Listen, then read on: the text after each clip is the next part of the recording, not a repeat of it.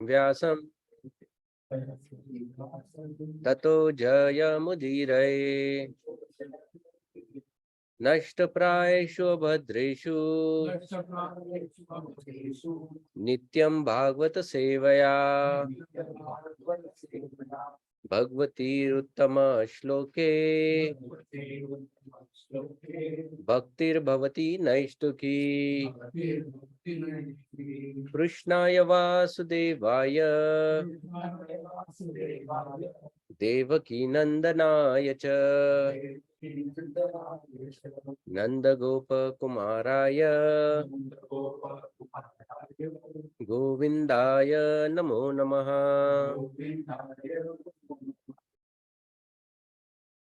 Will do मंगलाचरण। ओम अज्ञानतिमिरान्धस्य ज्ञानाञ्जनशलाकया श्रीचैतन्यमनोभीष्टं स्थापितं येन भूतले स्वयं रूप कदा मह्यं ददाति स्वपदान्तिकं। वन्देऽहं श्रीगुरु श्रीयुतापदकमलं श्रीगुरून् वैष्णवांश्च श्रीरूपं साग्रजातां सहगना रघुनाथान्वितं तं सजीवं साद्वैतं सावधूतं परिजना सहितं कृष्ण चैतन्य देवं श्री राधा कृष्ण पदान् सहगना ललिता श्री विशाखान्वितांश्च नमो विष्णुपादाय कृष्ण प्रेष्ठाय भूतले श्रीमते भक्तिवेदांत स्वामी निति नामिने। नमस्ते सारस्वते देवे गौरवाणी प्रचारिणे शेष शून्यवादी पाश्चात्य देश तारिणे। नमो महावदन्याय कृष्ण प्रेम प्रदायते कृष्णाय कृष्ण चैतन्य नामिने गौरतुषे नमः। हे कृष्ण करुणा सिंधु दीनबंधु जगतपते गोपेशा गोपिका कांत राधा कांत नमोस्तुते। तप्त कांचन गौरांगी राधे वृंदावनेश्वरी वृषभानुसुते देवी प्रणमामि हरिप्रिये। वाञ्छाकल्पतरुभ्यश्च कृपा सिन्धुभ्येव च पतितानां पावनेभ्यो वैष्णवेभ्यो नमो नमः। जय श्री कृष्ण चैतन्य प्रभु नित्यानंद श्री अद्वैत गदाधर श्रीवासादि गौर भक्त वृंद। हरे कृष्णा कृष्णा कृष्णा हरे हरे हरे राम राम राम हरे हरे। मुखं करोति वाचालं पङ्गुं यत्कृपया श्रीगुरुं दीनबन्धुं।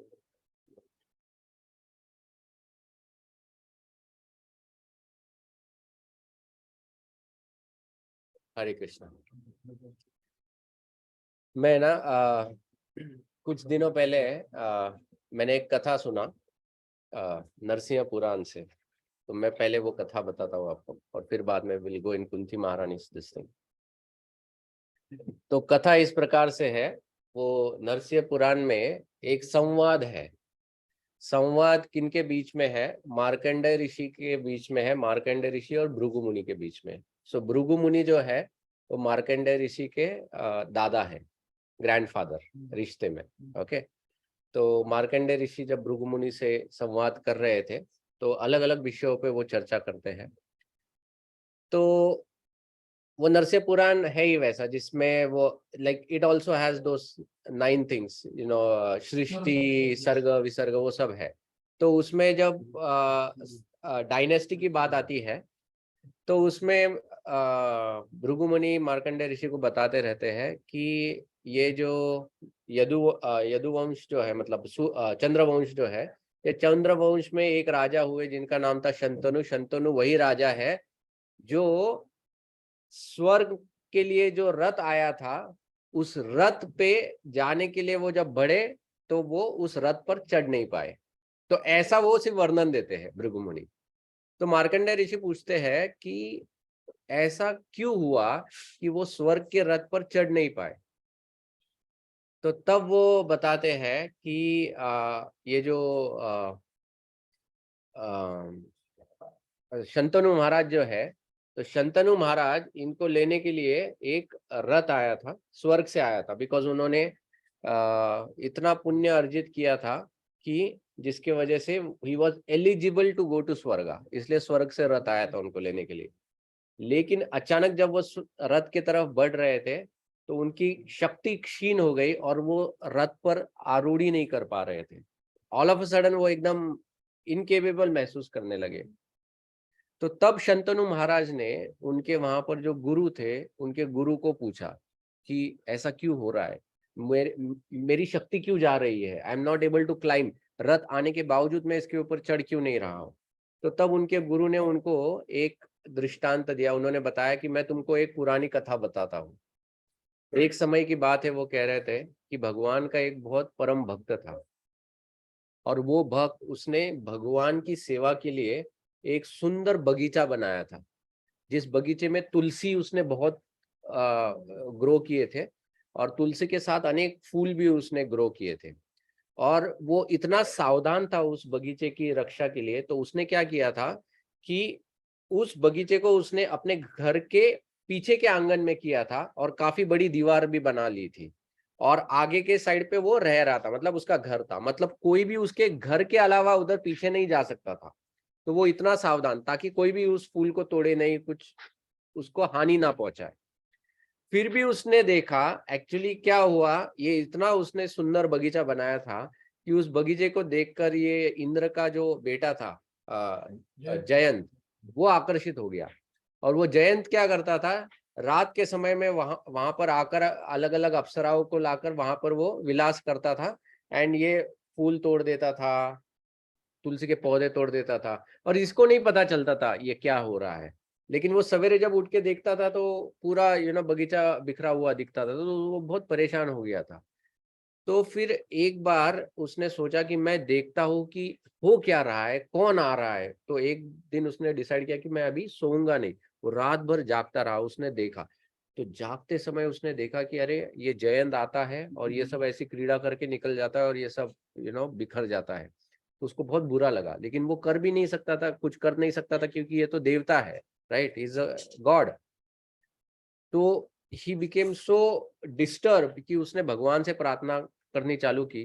तो तब नरसिंह भगवान उसके सपने में आते हैं और नरसिंह भगवान ने उनसे कहा कि एक काम करो, तुम मेरा जो क्या बोलते हैं इसको, अ, अपन जब ये फूल वूल जब भगवान को चढ़ाते उसके बाद निकालने के बाद उसको क्या बोलते हैं, निर्माल्य। हाँ, वो बोलते हैं कि मेरा जो निर्माल्य जो है ना, उस निर्माल्य को बिखेर दो बगीचे में, मतलब हर जगह पे, ताकि ये जयंत अगर आएगा ना तो वो निर्माल्य को लांघेगा नहीं, क्योंकि फिर बड़ा अपराध हो जाता है निर्माल्य को लांघने से। तो ये पूरा बिखर देता है। ये जयंत जब आता है, ये जयंत देखता ही नहीं है निर्माल्य और वो उसको लांघ देता है। जैसे ही लांघ देता है और जब मतलब पूरा क्रीड़ा करने के बाद ये जब वापस जाने के लिए वो रथ पे जाने की कोशिश करता है, तो इसकी पूरी शक्ति क्षीण हो जाती है, जयंत चढ़ ही नहीं पाता है रथ के ऊपर। तो तब जयंत को समझ में नहीं आता है कि क्या हो रहा है। तो जयंत उस रथी को पूछता है कि अरे क्या हो गया। तो रथी बोलता है कि जरूर आपने कोई तो अपराध किया है, जरूर आपने निर्माल्य को लांघ लिया है, तो इसलिए आप रथ पर नहीं चढ़ पा रहे हो, लेकिन अभी तो टाइम हो गया, मुझे तो जाना है, तो मैं जा रहा हूँ रथ लेके। तो जयंत कहता है ठीक है, लेके जाओ रथ, लेकिन जाते जाते इतना तो बताओ कि इसका सोल्यूशन क्या है। अब मुझे पता तो चला कि ये ऐसा हुआ है, लेकिन इसका सोल्यूशन क्या है। तो उसने कहा कि इसका सोल्यूशन एक ही है कि यहाँ से कुछ दूर पर ये जो अपने परशुराम जी जो है वो बहुत बड़ा यज्ञ कर रहे हैं, एक यज्ञ का अनुष्ठान हो रहा है और उस यज्ञ में अनेक ब्राह्मण वहां पर भोजन के लिए आते हैं। तो तुम जाकर उस यज्ञ में मीनियल सेवा करो, वो जो ब्राह्मण जो खाना खाते हैं उनका उच्छिष्ट साफ करो। तुम जब वो सेवा करोगे 12 साल, ओके, तो तब तुम्हारे ये जो भी पाप है वो सब निकल जाएंगे and you will be qualified to go back to God, मतलब हाँ वहां पर। तो तब जयंत जाकर 12 साल वो ये करता है और यही फिर दुष्यंत महाराज ने किया था। और मैं इसलिए कह रहा हूँ क्योंकि हमको भी मंदिर में यही सेवा है। 12 साल ओके। देखो देखो उन लोगों ने ब्राह्मणों की सेवा की थी, हम लोग वैष्णव की सेवा कर रहे हैं। वैष्णव जो है वो ब्राह्मण से कहीं गुना ज्यादा है, ओके। और जो ये जो मीनियल सेवा है, ये सेवा इतनी इम्पोर्टेंट सेवा है। आप देखोगे लाइक रामायण हो या महाभारत हो, इसमें बड़े बड़े जैसे भगवान श्री कृष्ण ने भी ये सेवा पद करी थी राजसूय यज्ञ के वक्त। ओके, क्योंकि ये सेवा में बहुत हम्बलनेस लगती है, किसी का उच्चिष्ट साफ करना। एंड दूसरा ये कि हमारा भाव जो इस सेवा में आइडियली होना चाहिए इस कि ये सेवा द्वारा हमारा हृदय साफ हो। Actually the whole purpose of that is, and हमको ये गोल्डन अपॉर्चुनिटी है मंदिर द्वारा, हर फेस्टिवल को हमको ये सेवा रहता है। एक्चुअली वो लोग संडे फीस्ट भी चालू कर रहे हैं, तो संडे फीस्ट को भी वो लोग हमको आमंत्रित करेंगे। तो मैं कह रहा हूँ कि बड़ी मात्रा में you please participate, don't let it go, it's a very very important सेवा, I am telling you. I mean ये क्वेश्चन है, 12 साल से फिर वैष्णव का करने से कम होता है, कितनी देर में चली जाती है? don't look at the results, you don't have to worry about the results, you just do your जो जो सेवा मिलता है वो करते जाओ। रिजल्ट्स का मत सोचो तुम, रिजल्ट्स अपने आप आएंगे, उसका मत सोचो। Mood is important actually. No, even Mataji's can come actually. Okay. Narasimha Purana में एक कथा ये भी आती है कि प्रहलाद महाराज ने एक उनके पहले के जन्म में एक बार झाड़ू मारा था मंदिर में। वो भी झाड़ू किस लिए मारा था, ये नहीं, ये सोच के नहीं कि ये मंदिर है नरसिंह भगवान का, लेकिन ये सोच के मारा था कि थोड़ा जगह साफ कर लेता हूँ ताकि मैं यहाँ पर सो के विलास, क्योंकि वो विलासी थे उस जन्म में। एक बार तो एक बार ये करके और मर गए। उसी रात को वो ठंड के वजह से उनका प्राण वहां से निकल गया। तो उसके बाद जस्ट वो सेवा के लिए उनको प्रहलाद का जन्म मिला था, वो सेवा के लिए उनको प्रहलाद का जन्म मिला है। तो आई एम सेइंग, अगर मर्सी मिला और मूड भी ठीक रहा तो एक बार भी करने से क्या की क्या गति हो सकती है। So don't worry about results क्या होगा।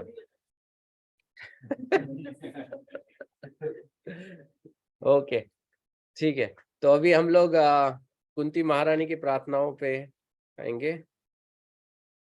सो पिछली बार हम लोगों ने we have done till 31 तक किया था हम लोगों ने।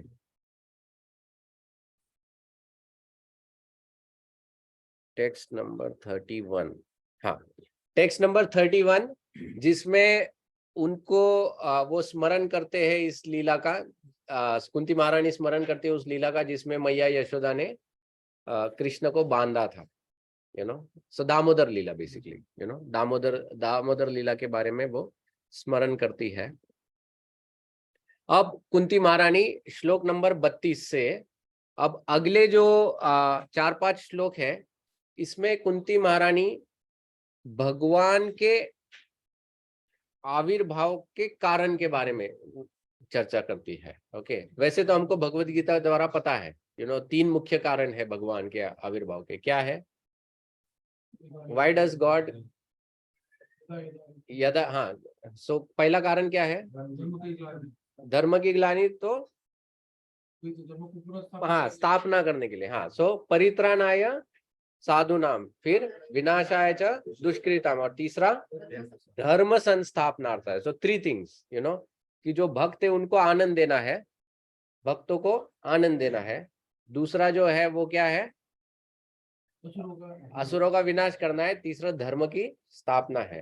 देखो, भगवान श्री कृष्ण भी जब आए थे तब भगवान भी अपनी लीलाओं द्वारा भक्तों को इतना आनंद देते थे। जैसे अगर भगवान की जो बाल लीलाएं हैं, अगर वो बाल लीलाओं को अगर हम लोग सुनेंगे, वो इतनी मधुर लीलाएं हैं, there are so sweet leelas actually. जैसे हम लोगों ने पिछली बार चर्चा की थी कि भगवान की लीलाओं में कभी कभी एक विरुद्धाभास आता है, मतलब यू फील कि हाउ इज दिस पॉसिबल, ऐसा हो जाता है। जैसे भगवान जो थे, भगवान के घर में इतनी 9 लाख गाय होने के बावजूद भगवान गोपियों के घर में चोरी करने जाते थे। तो उसके बारे में भी सूरदास जी जो है, उसके बारे में वो एक लीला बताते हैं, वो उन्होंने उल्लेख किया है। तो बताते हैं कि एक्चुअली कैसा था कि भगवान श्री कृष्ण जो है, इनको माखन बहुत पसंद था। और भगवान श्री कृष्ण इतने सुंदर थे, तो भगवान श्री कृष्ण जब माखन खाते थे या घर में कुछ भी करते थे, तो ये गोपियां जो होती थी, ये गोपियां यशोदा मैया के घर में छुप छुप के आती थी देखने के लिए, सिर्फ भगवान को देखने के लिए आती थी। और जब उन्होंने देखा था कि ये जो कृष्णा है इसको माखन बहुत पसंद है, तो इन गोपियों के मन में भी भाव आता था कि हम लोग भी ऐसे माखन का मंथन करेंगे और काश ये कृष्णा हमारे घर पर आके ये माखन को खाए। और भगवान जो है वो तो भावग्राही है, तो जैसे ही भगवान भाप लेते थे कि अरे ये गोपी के मन में इस प्रकार का भाव आ रहा है, तो भगवान कृष्ण क्या करते थे, अब गोपी ने घर में, और गोपियां भी क्या करती थी, घर में माखन मंथन कर मथ लेती थी, और मथने के बाद भी है ना, वो जानबूझ के एक ऐसे हाइट पे रखेगी जिधर कृष्णा का हाथ पहुंचे, इतना दूर नहीं छिपाती थी कि कृष्णा का हाथ ही नहीं पहुंचेगा, ऐसे इस पे रखेगी कि कृष्णा का हाथ, एंड खुद छुप जाती थी। और छुपने के बाद वो देखती थी, क्या देखती थी, कि भगवान श्री कृष्ण किस प्रकार से नन्हे से बालक है, धीरे धीरे घर में प्रवेश करते हैं। इस तरह से प्रवेश करेंगे कि उनके नुपुरों का आवाज नहीं आना चाहिए, क्योंकि मैया यशोदा ने तो पूरा मतलब उनको गहनों से लदा हुआ था, तो पैरों के पायल वगैरह उसका आवाज होता था, तो भगवान श्री कृष्ण बहुत सावधान थे कि पैरों का आवाज नहीं आना चाहिए। फिर ऐसे करते करते भगवान जब जाते थे और वो माखन निकालते थे वहां से, और मैं सब ये गोपियां पीछे से देख रही है, और देखने के बाद जब भगवान श्री कृष्ण जब माखन निकालते हैं, निकालने के बाद वो जो सामने का जो आईना होता है या खंबा होता है, उसमें भगवान को अपना ही प्रतिबिंब दिख जाता है। जब भगवान को अपना ही प्रतिबिंब दिखता है तो भगवान को लगता है यहाँ पर दूसरा भी कोई है, तो भगवान उस प्रतिबिंब से फिर बात करना चालू करते हैं।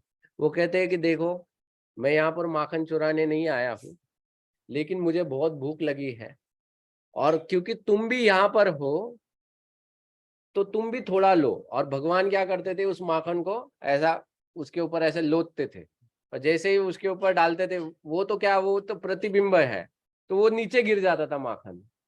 तो फिर भगवान उससे और बात करते थे, वो कहते थे और चाहिए तुमको, इतना काफी नहीं है, और दूं मैं तुमको।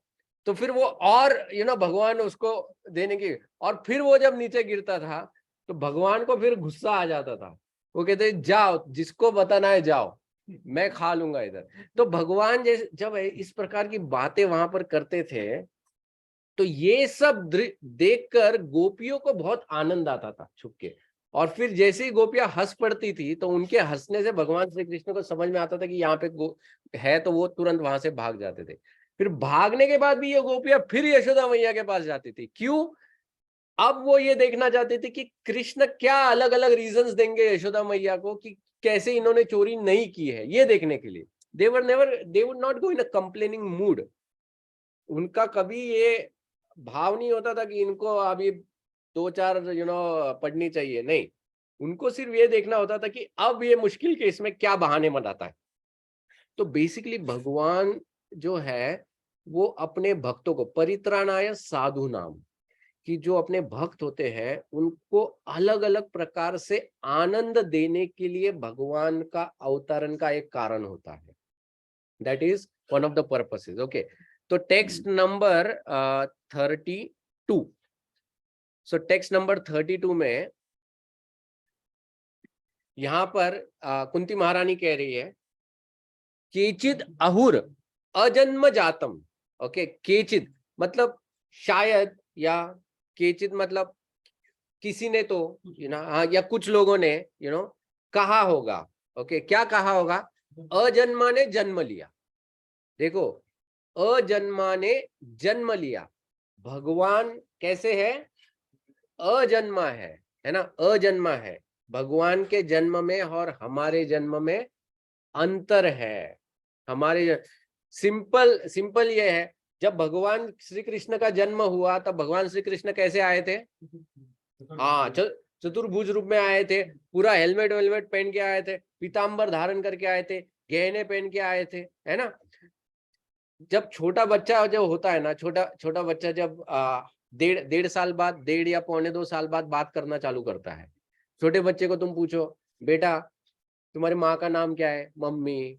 पापा का नाम क्या है? डैडी। तुम रहते किधर हो, घर में, ऐसे वो जवाब देगा। एंड ये जवाब सुनकर हंसी आती है हम लोगों को, वी स्टार्ट, एक प्यार आता है, हंसी आती है। किस बात पे हंसी आती है कि ये कितना अज्ञानी है, इसको कुछ भी नहीं पता है। भगवान श्री कृष्ण ने जब जन्म लिया ना, तो वसुदेव और देवकी ने पूछा आप कौन हो और हम कौन है? तो भगवान श्री कृष्ण ने कहा मैं बताता हूं आप कौन हो।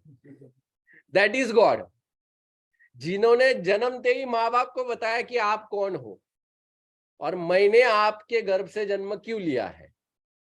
सो उनका हिस्ट्री भगवान ने बताया पूरा कि इस जन्म में आपने ये तपस्या किया था, उसके वजह से मैंने आपके घर में जन्म लिया है।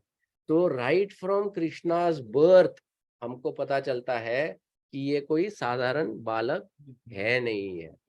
कुछ लोग कहते हैं कि भगवान श्री कृष्ण जैसे ही जन्म लिया तो कंस के भय से भाग गए, कंस के भय से भाग गए। लेकिन वो लोग ये बात पे नहीं सोचते हैं कि अरे भाग जाने के लिए क्या क्या हुआ था। जब वसुदेव के हाथ में आए तो उनकी बेड़ियां खुल गई थी, तो वो बेड़ियां कैसे खुली ये नहीं पूछते वो लोग, लेकिन कंस के डर से भाग गया। छोटे बच्चे को डर की भावना भी कहाँ होती है। हाँ, और रास्ते में वसुदेव को रास्ता किसने दिखाया, वहां से मथुरा से। अभी आप लोग अगर मथुरा गए हो, अगर वो साइड पे, मथुरा और गोकुल में डिस्टेंस देखो कितना है, यमुना पार करनी पड़ती है, राइट। तो रात के समय में वो भी जीपीएस भी नहीं था उस वक्त, है कि ना जीपीएस था, ना उस वक्त स्ट्रीट लाइट्स थे, कुछ भी नहीं होता था। और इसके पहरेदार थे, कंस के पहरेदार थे पूरे, जेल में से बाहर निकला, तो कैसे क्या भगवान उधर से निकले। तो इन सब बातों के ऊपर तर्क नहीं करते हैं। एक बार राधा गोविंद महाराज बता रहे थे, वो बता रहे थे उनके साथ किसी ने ना वाद किया था। ये भगवान श्री कृष्ण ने जब चीर हरण किया था, गोपियों का जब चीर हरण किया था, तो तब किसी लोगों ने आक्षेप लिया कि भगवान ने ऐसा क्यों किया। तो राधा गोविंद महाराज ने बताया कि आप जानते हो द्रौपदी को साड़ी भी तो पहुंचाया था भगवान श्री कृष्ण ने। बोले वो बात मैं नहीं मानता, वो इम्पॉसिबल है। तो महाराज बोले ये है अर्ध कुकुटी ज्ञान, है ना, कि तो आप कथा का एक भाग स्वीकार करते हो और दूसरा भाग जिसमें सही कुछ किया ऐसा लगता है भगवान ने, उसको आप दूर कर देते हो। ये होता है अर्ध कुकुटी ज्ञान होता है। तो भगवान की जो लीलाएं हैं, इसीलिए इन लीलाओं को जब हम लोग सिर्फ भक्तों से सुनते हैं तो ही इन लीलाओं का सही मर्म समझता है और तो ही इन लीलाओं से शुद्धिकरण होता है। लेकिन अगर हम लोग भगवान की लीलाओं का श्रवण, अगर if we do it from किसी भी एरे गहरे व्यक्ति से और या फिर प्रोफेशनल लोगों से, तो उससे भगवान के मतलब ऐसा शुद्धिकरण कुछ नहीं होता है, उल्टा अलग अलग प्रकार के संशय, डाउट्स निर्माण होते हैं। तो we have to be careful. तो कुंती महारानी यहाँ पर बताती है कि हाँ, तो अजन्मा ने जन्म लिया, ओके, अजन्मा ने जन्म लिया, और क्यों जन्म लिया है तो फिर वो आगे कहती है कि शायद शायद अभी दो कारण बताए हैं उसने यहाँ पर इस श्लोक में। पुण्य श्लोकस्य कीर्ते, ओके, पुण्य श्लोकस्य कीर्ते मतलब पुण्य श्लोकस्य मतलब जो पुण्य राजाएं थे, जैसे युधिष्ठिर महाराज, जैसे युधिष्ठिर महाराज, इनकी कीर्ति बढ़ाने के लिए, युधिष्ठिर महाराज की कीर्ति बढ़ाने के लिए भगवान ने जन्म लिया है।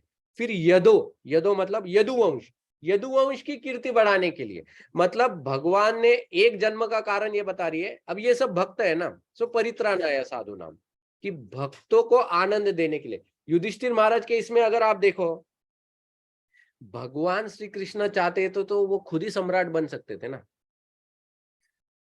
भगवान युधिष्ठिर को बोल सकते तुम बाजू में रह जाओ, पूरा युद्ध में ही निपट लूंगा। क्या था, 18 अक्षौहिणी सेना थी, 18 भी किधर, दोनों मिला के थी, वन साइडेड नहीं थी। और उसके विरुद्ध जब जरासंध आता था तो जरासंध खुद अकेला 21 अक्षौहिणी लेके आता था, और वो भी कितने बार आया, वो 17-18 बार आया। हाँ, 17-18 बार इतनी सेना लेके आया था, और भगवान श्री कृष्ण ने अकेले पूरी सेना का संहार किया था। तो ये क्या थी, 18 में से भी उनको सिर्फ 11 को ही मारना था, 6 तो यही साइड पे थी, है ना। तो it was not a big deal actually भगवान श्री कृष्ण के लिए। लेकिन भगवान क्या करते हैं कि उनके जो भक्त होते हैं जैसे युधिष्ठिर महाराज, हाँ, कि they are so pure soul, pure devotees, तो भगवान ऐसे राजाओं की कीर्ति बढ़ाते हैं। तो कीर्ति बढ़ाने के लिए भगवान अलग अलग तरीके से भगवान उनकी सेवा करते हैं। युधिष्ठिर महाराज के लिए तो भगवान दूध बन गए थे। कभी कभी भक्त लोग पूछते हैं कि भगवान अर्जुन के ही सारथी क्यों बने, अरे लेकिन युधिष्ठिर महाराज के दूध भी तो बने।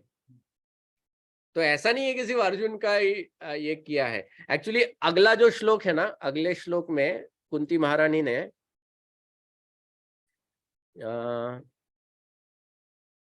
नॉट दिस श्लोक, हाँ हाँ, there is, I know there is a श्लोक,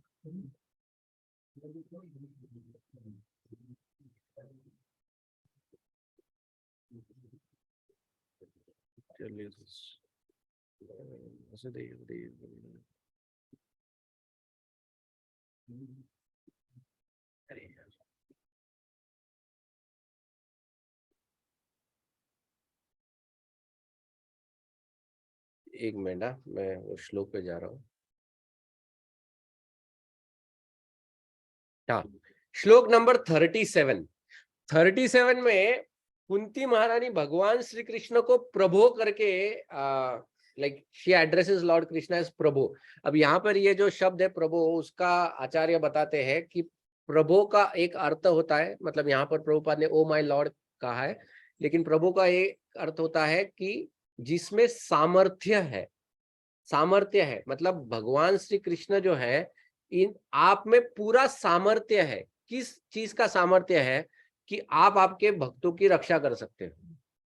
जैसे महाभारत में आप देखते हो कि युधिष्ठिर महाराज की तो बहुत बार रक्षा की है भगवान श्री कृष्ण ने। उनके लिए तो दूत भी बन के गए थे भगवान, वहां पर कौरव की सभा में गए थे। फिर अर्जुन एक बार का एपिसोड बताते हैं, जब ये कब बताते हैं अर्जुन, जब भगवान श्री कृष्ण ने इस धरातल पे अपनी लीला समाप्त करते हैं। इसके बाद जब अर्जुन युधिष्ठिर के पास जब जाते हैं, तब युधिष्ठिर महाराज पूछते हैं अर्जुन को, तो तब अर्जुन इस एक किस्सा बताते हैं। वो कहते हैं कि एक समय की बात है युद्ध भूमि में, जब जयद्रथ के वध के समय मेरे घोड़े थक गए थे। अर्जुन के जो घोड़े थे वो थक जाते हैं उस दिन, क्योंकि वो that was the most difficult day, क्योंकि ये द्रोणाचार्य ने 3 अलग अलग व्यू लगा के बैठ जाते हैं द्रोणाचार्य, तो इन तीनों को काटना था अर्जुन को, और उसके बाद पीछे जयद्रथ खड़ा था। अभिमन्यु ने एक ही काटा था उस चक्रव्यूह को, पूरा दिन उसमें निकल गया था।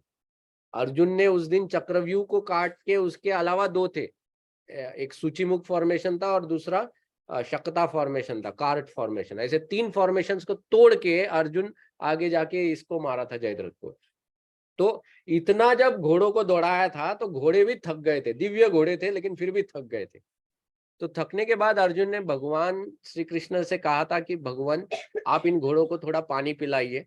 तो वहां पर अर्जुन ने अपने दिव्य बाणों से ही मेड अ पॉन्ड वगैरह बना के, और तब अर्जुन रथ से नीचे उतर गए थे। और अर्जुन कहते हैं कि जब मैं रथ से नीचे उतरा तो मुझे जमीन पे खड़ा देख अनेकों हजारों महारथी मेरे ऊपर टूट पड़े थे। क्योंकि जब कोई योद्धा जमीन पे उतर जाता है तो it is a great opportunity उसको मारने के लिए। अभिमन्यु के साथ भी वही हुआ ना, वो जब तक रथ पे था अभिमन्यु का कोई कुछ नहीं कर पा रहा था, जैसे वो उतर गया रथ से, मतलब गिर गया, फिर अभिमन्यु को उन्होंने मार दिया। तो अर्जुन जब उतर गया तो पूरे महारथियों ने घेर लिया था। अर्जुन कहते हैं लेकिन भगवान की कृपा इतनी थी कि इनमें से एक भी महारथी का बाण मुझे छू नहीं पाया जब मैं जमीन पे खड़ा था। इतने उन्होंने अस्त्र शस्त्र चलाए लेकिन एक बाण नहीं छू पाया था, ये सिर्फ भगवान की कृपा थी। कुंती महारानी दोहराती है कि हे भगवंत, आप समर्थशाली हो कि आप अपने भक्तों का रक्षण करते हो। भीमसेन की भी बात आती है। ये जो अश्वत्थामा है, ये अश्वत्थामा नारायण अस्त्र छोड़ता है। कुछ कुछ जगह पे वो वैष्णव अस्त्र भी बोलते हैं, कुछ कुछ जगह नारायण अस्त्र बोलते हैं अश्वत्थामा। ये अश्वत्थामा को नारायण अस्त्र भगवान श्री कृष्ण ही देते हैं एक्चुअली। जब वो सुदर्शन मांगने जाता है ना, फिर सुदर्शन नहीं धारण कर पाता है, तो तब बोलता है कुछ तो दो, अभी ये तो नहीं ले पा रहा हूँ, समथिंग गिव समथिंग। तो भगवान बोलते ले भैया मेरा नारायण अस्त्र ले ले, ये भी अमोघ अस्त्र है। नारायण अस्त्र वो है जिसको भगवान ने कहा था मैं खुद भी नहीं काटूंगा इसको, तो इसलिए उसने ले लिया था अश्वत्थामा ने। और तब उसने चलाया था, जब नारायण अस्त्र चलाया था दुर्योधन को, मतलब ये तब हुआ जब द्रोणाचार्य का वध हो चुका था। ये क्रोध में आ गया था, क्रोध में आके इसने चला दिया नारायण अस्त्र। दुर्योधन को बोला देख आज मैं कैसे खत्म करता हूँ सबको। जैसे ही नारायण अस्त्र चला दिया, हर जगह आग ही आग, आग ही आग। तो भगवान श्री कृष्ण ने तो तुरंत पहचान लिया ये तो नारायण अस्त्र छोड़ दिया है। तो युधिष्ठिर ने पूछा इसका तोड़ क्या है, तो भगवान ने कहा इसका कोई तोड़ नहीं है, इससे अगर बचना है तो या तो इसको पीठ दिखाओ या फिर इसको नमस्कार करके दंडवत कर दो, बस और कुछ तोड़ नहीं है। तुम इसके सामने अगर खड़े रहोगे तो ये अस्त्र तुमको मार देगा। तो सबको बोला कि झुक जाओ, दंडवत करो। भीम खड़ा हो गया, भीम बोला मैं नहीं झुकूंगा, भले मेरे प्राण जाए मैं नहीं झुकने वाला यहाँ पे। तो भगवान श्री कृष्ण ने बहुत समझाया भीम को, फिर भगवान ने घसीटा भीम को। खुद भीम आना ही नहीं चाहता था नीचे, भगवान ने अपने शक्ति से उसको जमीन पे घसीटा। और भीम फिर भी पीठ नहीं छाती ही दिखा रहा है, ऐसा लेटा है तो भी छाती दिखा रहा है। तो भगवान उसके ऊपर आ गए और भगवान ने अपनी पीठ उस सुदर्शन इसको नारायण अस्त्र को दिखाई और भीम की रक्षा उस वक्त की थी। ओके, तो ये भी किस्सा महाभारत में है। खुद परीक्षित महाराज जब गर्भ में थे, तो परीक्षित महाराज को गर्भ पे जब अश्वत्थामा में ब्रह्मास्त्र जब छोड़ा था, तो भगवान श्री कृष्ण उस गर्भ में उन्होंने प्रवेश किया। और जब भगवान ने प्रवेश किया तो भगवान ने अपना सुदर्शन लेके गए अंदर, और सुदर्शन के साथ साथ वो अपनी कौमुदी की भी लेके गए थे, दोनों अस्त्र। और विश्वनाथ चक्रवर्ती ठाकुर बताते हैं अब उनकी टिप्पणियों में, वो कहते हैं कि दो की क्या जरूरत थी, अरे सुदर्शन अकेला काफी था ब्रह्मास्त्र को काटने के लिए। लेकिन भगवान सोचते थे अगर एक फेल हो गया तो मैं दूसरा यूज करूंगा। मतलब इतना भगवान को प्रेम है अपने भक्तों के प्रति कि कहीं भी वो चांस नहीं लेना चाहते हैं, is not ready to take any chances. इतना भगवान का प्रेम है। तो कुंती महारानी भी कह रही है कि आप जो है, ये जो राजाएं हैं इनका गौरव बढ़ाने के लिए, शायद कुछ लोग कहते हैं कि इनका गौरव बढ़ाने के लिए आपने जन्म लिया है, कुछ लोग कहते हैं यदुवंश का गौरव करने के लिए आपने जन्म लिया है। फिर आगे की प्रार्थना है, एक मिनट ना, नाउ टेक्स्ट नंबर 33। हाँ, फिर वो आगे कहती है और कुछ लोग कहते हैं कि क्योंकि वसुदेव और देवकी ने बहुत तपस्या की थी, सो जब ये वसुदेव देवकी एक जन्म में कृष्णी और सुतपा नाम के व्यक्ति थे, तो इन लोगों को पुत्र की कामना थी। तो उस वक्त जब भी पुत्र की इच्छा होती थी, तो ये भी पुराणों में है, ये जो स्टोरी है ना, ये पुराणों में आता है। बताया है कि जब ब्रह्मा जी ने जब निर्मित की थी, उत्पत्ति की थी, तो जो ब्रह्मा के जो इनिशियल पुत्र थे, ये जितने भी प्रजापति थे, ये लोग जो है ये तपस्या द्वारा ही पुत्र उत्पन्न करते थे। लेकिन जब ब्रह्मा जी ने दक्ष की उत्पत्ति की, एक प्रजापति दक्ष भी बना, तब दक्ष वॉज द फर्स्ट पर्सन जिसने पुत्रों की उत्पत्ति through man and female union से किया। उससे पहले जो जितने भी पुत्र की उत्पत्ति होती थी वो मैन फीमेल यूनियन से नहीं होता था, लेकिन उनकी तपस्याओं द्वारा आते थे। ओके, तो ये जो कृष्णी और सुतपा जो थे ये वो टाइम के थे, तो इनको भी जब पुत्र चाहिए था तो इन्होंने भी तपस्या की भगवान की। और जब भगवान को प्रसन्न किया और भगवान जब आए तो उन्होंने भगवान से कहा कि भगवान हमको आपके जैसा ही पुत्र चाहिए। तो भगवान ने कहा मेरे जैसा तो कोई है नहीं, तो मैं ही आपका पुत्र बन के आऊंगा। और क्योंकि वो 3 बार मांगते हैं तो भगवान कहते हैं मैं 3 times I will be your child. तो तब ये एक बार तो वो दशरथ ये बनते हैं, दशरथ और कौशल्या। हाँ, एक कौशप अदिति, दूसरा दशरथ कौशल्या और तीसरा वसुदेव देवकी। सो ऐसे 3 बर्थ्स उनका बताया है। सूत्रपाल कृष्णगर्भ होगा। उसमें नहीं होता है उनको। कृष्णगर्भ हाँ पृश्निगर्भ आता है, करेक्ट करेक्ट हाँ, करेक्ट। आप अच्छा हाँ उसमें भी एक आता है, करेक्ट। हाँ उसमें भी एक आता है, Prishnigarbha is there one of the child. तो वो तो वसुदेव और देवकी क्योंकि उन्होंने बहुत तपस्या की है, तो शायद उस तपस्या के कारण आप आपने जन्म लिया है। फिर आगे वो कहती है but undoubtedly you have taken birth for their welfare to kill those who are envious of the demigods. अब वो कहती है विनाशाय च दुष्कृताम, विनाशाय च दुष्कृताम, कि भगवान जन्म क्यों लेते हैं? विनाश करने के लिए। किनका विनाश करने के लिए? जो दुष्कृत है उनका विनाश करने के लिए। राधा गोविंद महाराज बताते हैं उनकी कथा में कि भगवान जो है वो असुरों के प्रति अधिक दयालु है। वो बता रहे थे कि मान लो आपका कोई शत्रु है, रास्ते पे खड़ा है, शत्रु है रास्ते पे खड़ा है, और आप जाकर उस शत्रु से भिड़ जाते हो रास्ते पर, और उसको खूब मारने के बाद आप उसको कहते हो एक काम करो, जाओ मेरे घर पे जाके रहो, जाओ मेरे घर पे जाके रहो। भगवान श्री कृष्ण ये करते हैं असुरों के साथ, उनका वध करते हैं और उनको भेजते किधर है? जाओ मेरे धाम में चले जाओ अभी, तो वो कहते हैं भगवान परम दयालु है। इस तो उनका डांट फटकार हो या प्रेम हो, दोनों एब्सोल्यूट है भगवान का, दोनों से गुड ही आता है। भले वो नेगेटिव दिखे लेकिन वो नेगेटिव नहीं आता है। जैसे भगवान का रोना, जैसे भगवान का रोना भी जो है वो क्या एक पॉजिटिव आउटकम देता है। इस दुनिया में अगर कोई रोता है, अगर घर में कोई रो रहा है तो बाकी सब लोग भी उदास हो जाते हैं, वो भी रोना चालू कर देते हैं। ऐसा कोई होता है कोई रो रहा है तो बाकी 4 लोग हंस रहे हैं? ऐसा नहीं होता है। मतलब अगर आपस में प्रेम है तो, राइट। लेकिन आप देखो भगवान के प्रति जो भी लोग प्रेम करते थे, जब भगवान रोते थे वो सब हंसते थे, वो सब हंसते थे वहां पर। ये भगवान श्री कृष्ण को बांधा है इधर, उखल से बांध लिया है उधर, और बांधने के बाद ये बलराम जी जाते हैं यशोदा मैया के पास जाते हैं, और यशोदा मैया को बताते कि मैया कि क्या कर रही हो, आप जानते हो ये कौन है, ये त्रिलोक के स्वामी है, ये नरसिम्हा है, ये है वो है। और मैया उनको डांट के बोलती है अभी और कुछ बोला तो तुझे भी मारूंगी। फिर बलराम उधर से जाते, फिर कृष्णा के बाजू में खड़े हो जाते। सृष्टि के 2 ओरिजिनल गॉड्स है ये 2। पहले कृष्ण और उनके इमीडिएट एक्सपेंशन बलराम, उसके बाद ही सृष्टि के दोनों हताश खड़े हैं उधर। Both are helpless. The original 2 gods are helpless in front of Maiya Yashoda. Balram ji भी वहां पर खड़े रहते हैं, वो भी फिर आप कृष्णा को बोलते हैं देखो तुमको बहुत बार मैंने समझाया, क्यों करते हो चोरी वोरी तुम लोग, तो तुम चोरी करते हो इसलिए अभी भुगतो, तुम्हारे कर्म भुगतो, वो बोलते बलराम जी। और फिर वो खुद भी खड़े हैं और खुद भी रो रहे कृष्णा के साथ। अब कृष्णा ये सुनने के बाद कृष्णा सोचता चाहिए मैं सोच रहा था एक ही तो भाई था, शायद भाई ही बचा लेगा, वो भाई भी कुछ नहीं कर पा रहा, अब मैं क्या करूं। अब वो कृष्णा रो रहे तो बलराम भी रो रहे, तो ऐसा ऐसा जब ये रो रहे हैं तो उधर जो गोपियां है वो आनंद ले रही है इन दोनों को देखकर। यहाँ पर ऊपर से देवता नारद मुनि ये लोग जो देख रहे हैं उनको आनंद आ रहा है।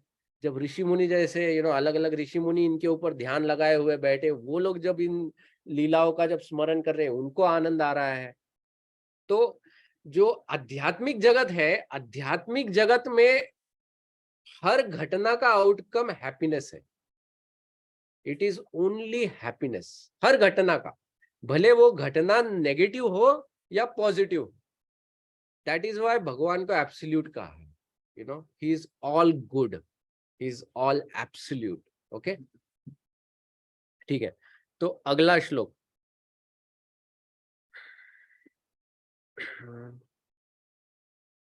हाँ हाँ, फिर आगे वो श्लोक नंबर 34 में वो कहती है या शायद और एक कारण ये है कि जब जब पृथ्वी के ऊपर एक बार ये जो असुर लोग थे, क्या होता है जब भी भगवान अवतार लेते हैं ना और इन असुरों को मार देते हैं, मतलब उनके लीडर को मार देते हैं, सब असुर लोग इधर उधर बिखर जाते हैं, सब लोग भाग जाते हैं।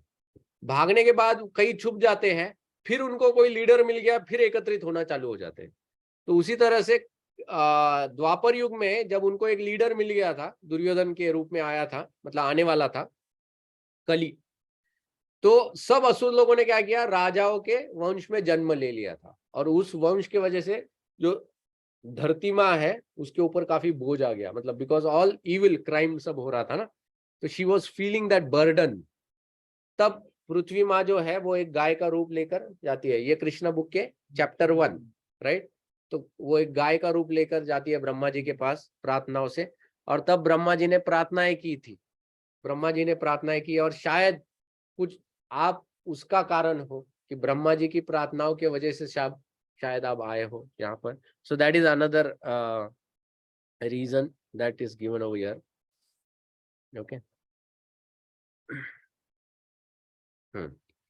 और अंत में वो कहती है, या फिर एक कारण ये है कि आप जो है, आप भक्तों को प्रेम देने के लिए, भक्ति देने के लिए अवतार लेते हैं। देखो, परित्राणाय साधुनाम मतलब आनंद देने के लिए, विनाशाय च दुष्कृताम इनको मारने के लिए, अब धर्म की स्थापना करने के लिए। सो धर्म की स्थापना मतलब कैसे होता है, जब भगवान श्री कृष्ण अलग अलग ज्ञान देते हैं, वेदों की निर्मिति करते हैं, या फिर जैसे चैतन्य महाप्रभु आए थे, श्रवणम कीर्तनम, ये प्रोसेस ये प्रोसेस जब सिखाते हैं, इवन ये प्रोसेस नवविधा भक्ति किन्होंने किनको बताई थी त्रेता युग में,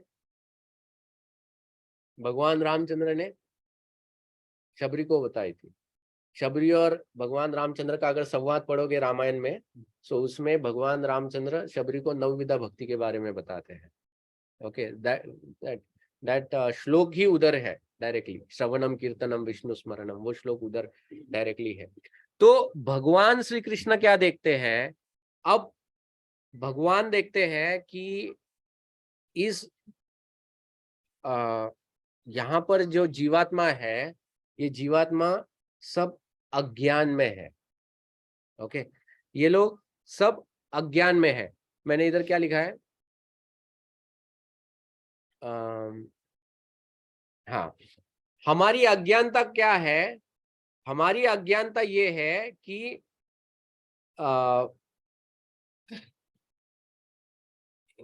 हाँ, no one who has no knowledge about his eternal swarup is ignorant, and he tries to fit himself in something that is not.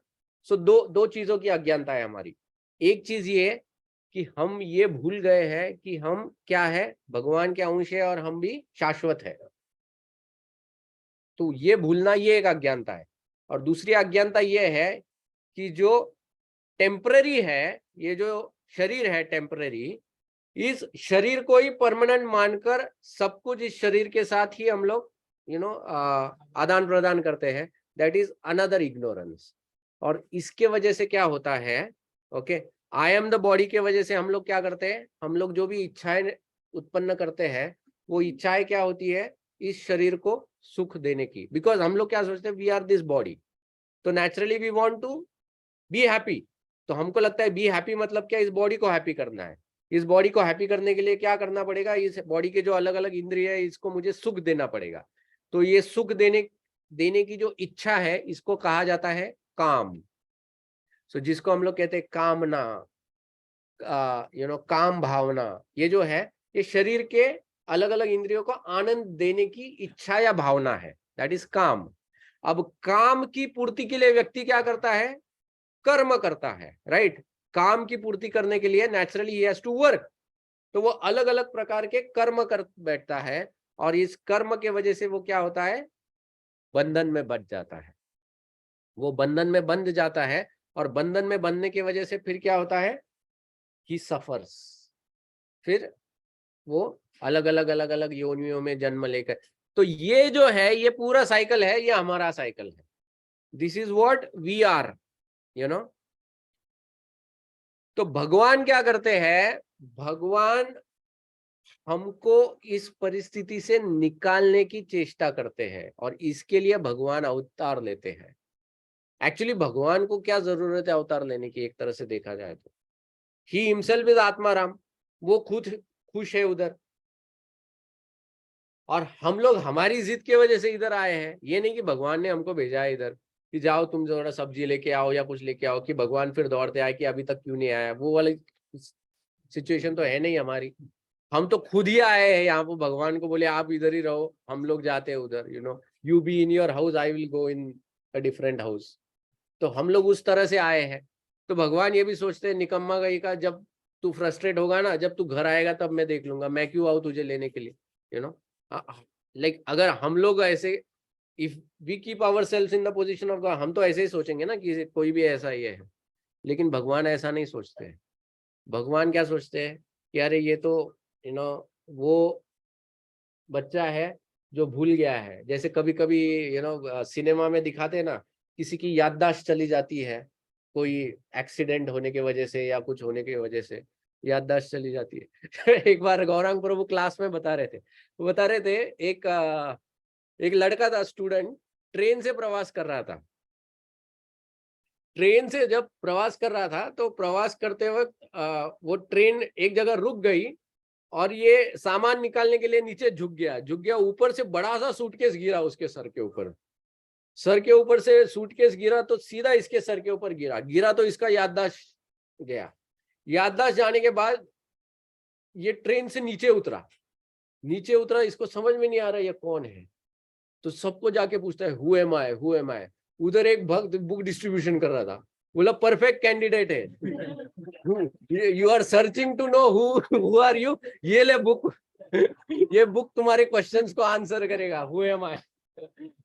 फिर ये भक्त ये भक्त मतलब ये बंदे को तो पैसे ही पता नहीं क्या है, इसको एक ही मिला जो उसको किताब दिया, तो लिया इसने बुक और वो बोला कि चलो मैं भी आता हूँ। लेके गया इसको मंदिर में गया, पूरा शेव वेव करके मंदिर में सेवा वेवा चालू कर दिया इसने टेम्पल में। फिर एक दिन मंदिर में सेवा करते करते ऊपर बाथरूम से बाल्टी गिरा सर पे। जब बाथरूम पे बाल्टी गिरा तो सब याद आया फिर। फिर आईने में देखा तो बाल वगैरह सब गायब थे। फिर जाके बाहर पूछा हुए तो गौरांग प्रभु बोले पहले दिन जो पूछा फिर पूछा कुछ दिनों के बाद भक्ति में तो जब वही किस्सा जब रिपीट होता है तो याददाश्त लौट आती है। तो भगवान जो है हम बद्ध जीवात्माओं के लिए जो सब कुछ भूल चुके हैं, हमको याद दिलाने के लिए भगवान क्या करते हैं, फिर उनकी लीलाओं को फिर वो स्मरण में लाते हैं। सो श्रवणम, इसलिए श्रवणम बहुत आवश्यक है। श्रवणम इसलिए आवश्यक है कि जब भगवान की लीलाओं को बार बार जब सुनेंगे तो धीरे धीरे ये जो हमारी याददाश्त चली गई है वो धीरे धीरे लौट आएगी। We will start slowly realizing. और बोलते हैं ना कि एक समय ऐसा होता है then you even understand your original constitutional position, तुम्हारी जो स्वरूप सिद्धि जो है वो पता चल जाता है कि who you were in the spiritual world, वो वहां तक लोगों को रियलाइजेशन आ जाता है। Okay, so that is a very high stage, but ये होता है। So one of the reasons Kunti महारानी यहाँ पर बता रही है इस श्लोक में कि जो है आप जो है जीवात्माओं के ऊपर एक अनुग्रह करते हो, एक बहुत दया करते हो, उस दया के वजह से आप उनको भक्ति देने के लिए अवतार लेते हो। Okay, so that's text number 35।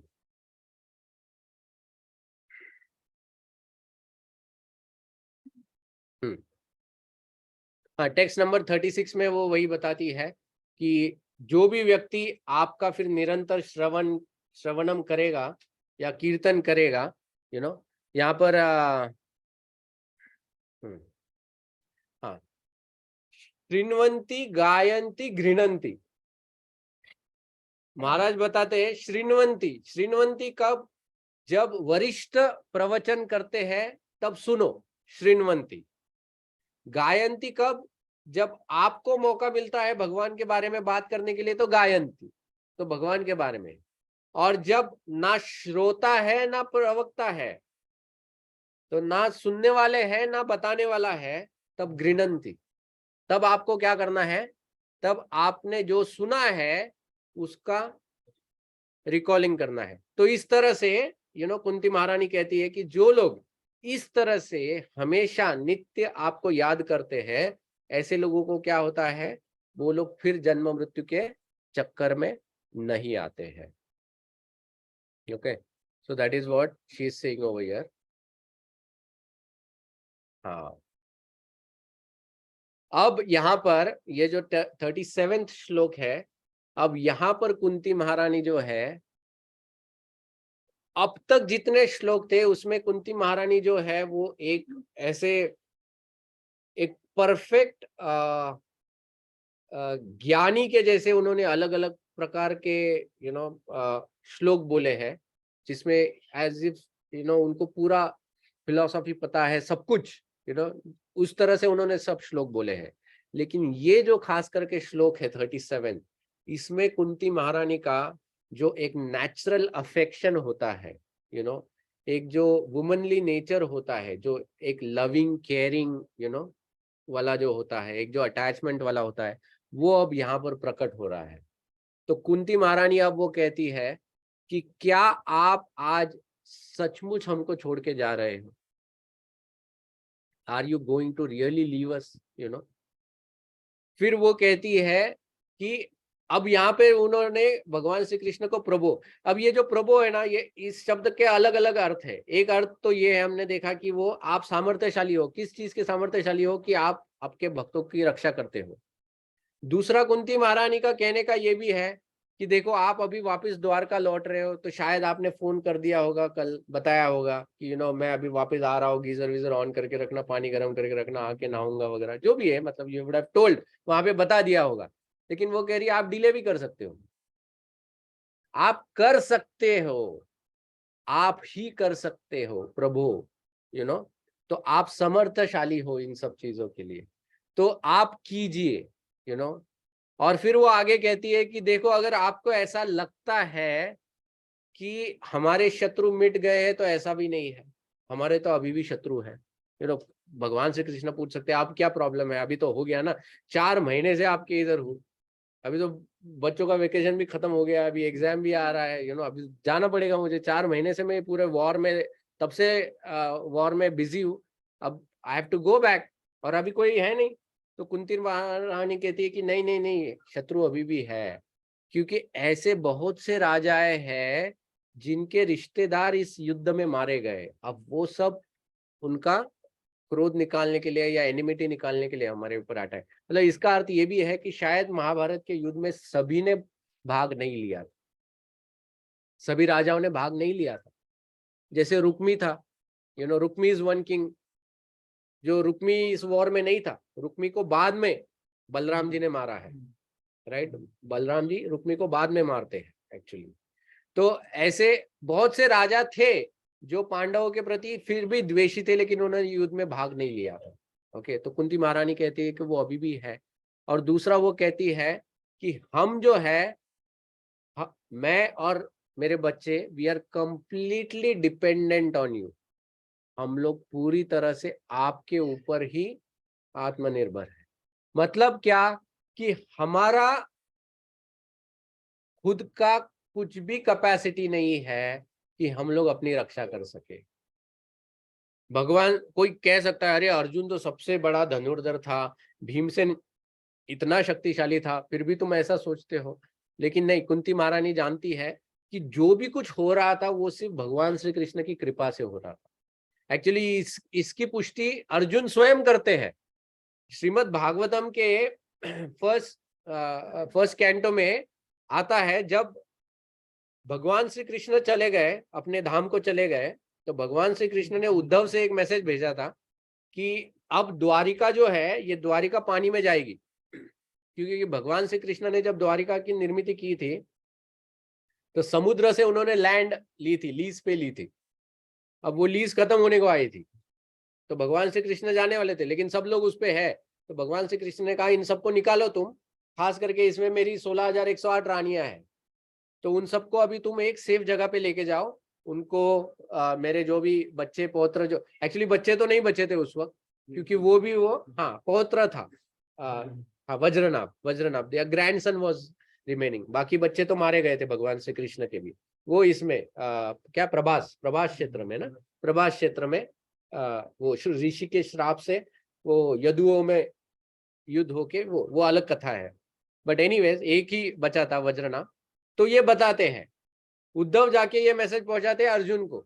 Arjun जाते हैं द्वारका इन सबको लाने के लिए। जब अर्जुन जाते हैं और इन क्वींस को लाते रहते हैं, तो रास्ते में कुछ जो डकैत लोग होते हैं वो अटैक करते हैं।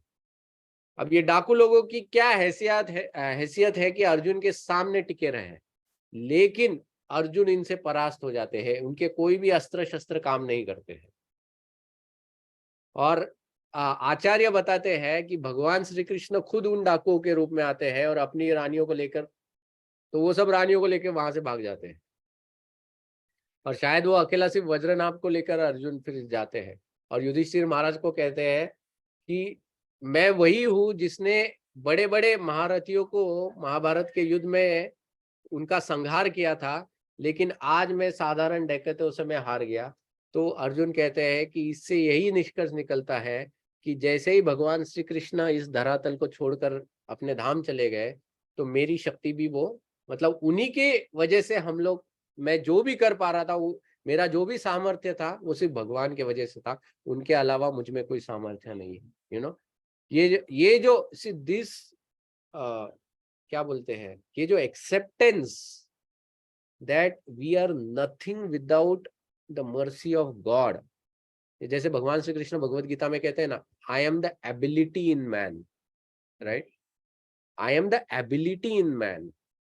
हम लोग खुद ही अपनी पीठ थपथपाते हैं, जब भी कुछ बड़ा कार्य कर, बड़ा तो छोड़ो, नॉर्मल भी कार्य कर लेते तो फिर भी अपनी पीठ थपथपाते, कभी ये नहीं सोचते कि अरे my ability comes from Krishna.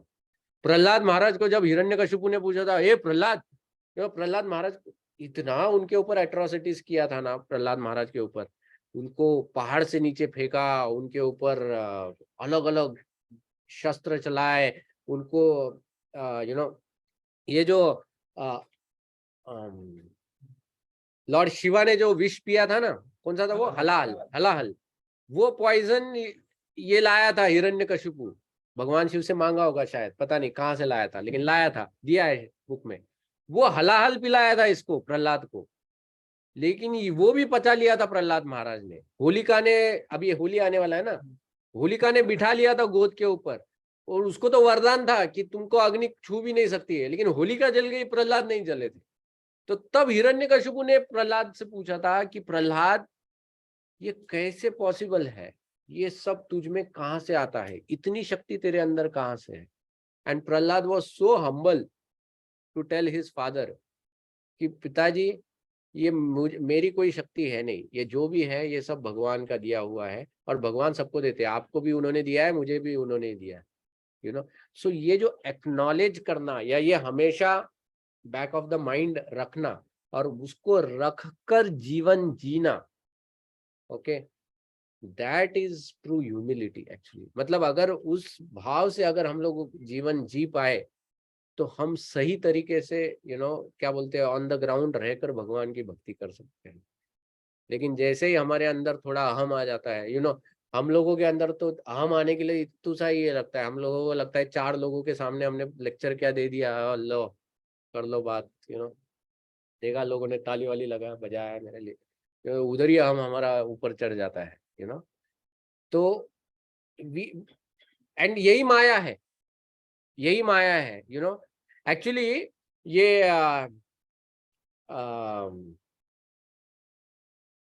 Narad मुनि की जो कथा है, नारद मुनि की एक कथा आती है जिसमें एक बार नारद मुनि तपस्या करने के लिए बैठ गए थे। वैसे तो नारद मुनि को श्राप है तपस्या, मतलब वो बैठ नहीं सकते हैं, लेकिन फिर भी एक जगह उन्होंने जब ठान लिया कि भगवान की तपस्या करेंगे, बैठ गए तपस्या करने के लिए। जब नारद मुनि तपस्या करने के लिए बैठ गए, तो इंद्र को फिर से टेंशन आया था।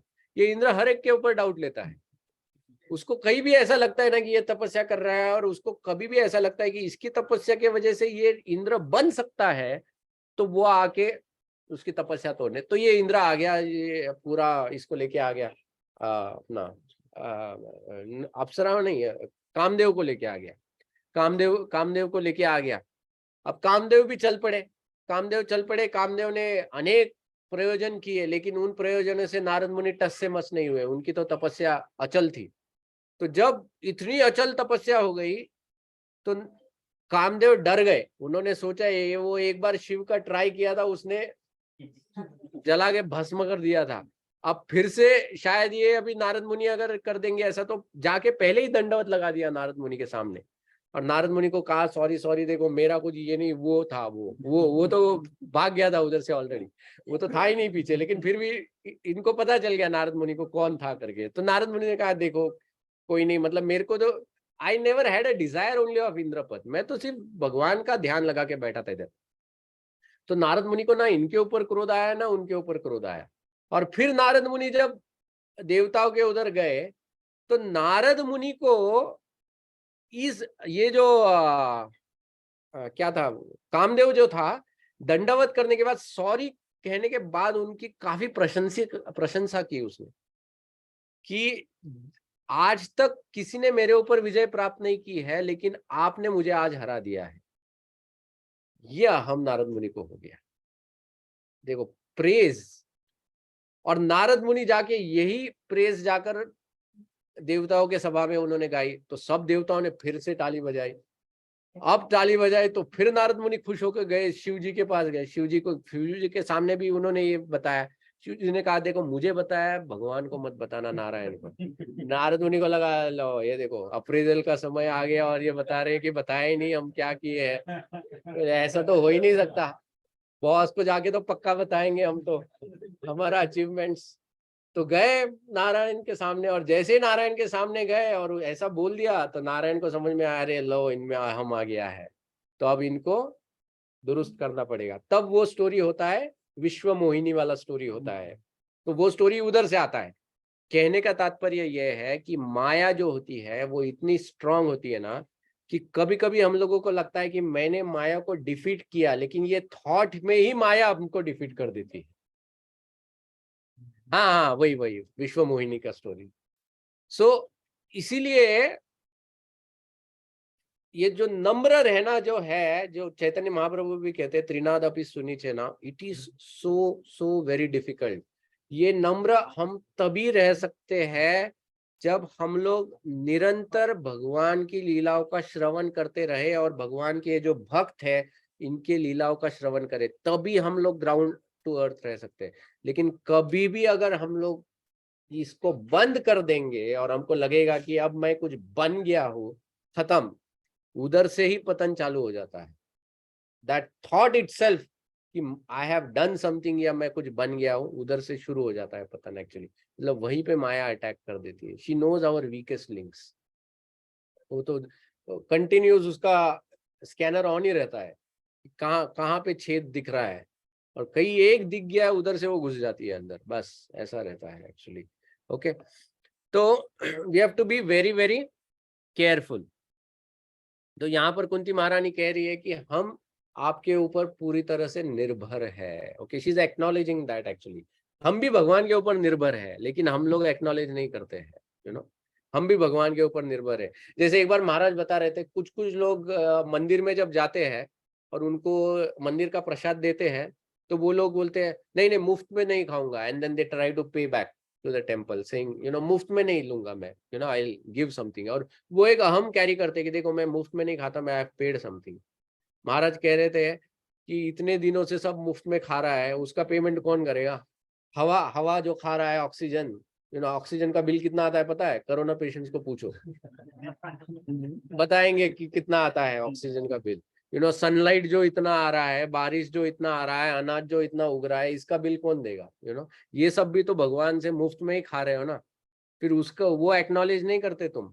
तो महाराज कह रहे थे कि इतना, मतलब हम लोग इतने हम आ गया है हमारे अंदर, ईगो इतना फ्लेयर अप हो गया है कि वी कंप्लीटली मैड हो गए, हमको समझ में ही नहीं आ रहा है कि क्या है। बट जैसे ही हम लोग ये शास्त्र का अध्ययन करते तो we come to ground reality कि व्हाट इज द फैक्ट्स। और जब फैक्ट्स आते हैं then it is easy to accept God actually. Okay, तो ये फैक्ट्स समझना बहुत जरूरी है। ठीक है, अब आगे के कुछ जो श्लोक है इसमें कुंती महारानी खास करके टेक्स्ट नंबर 38,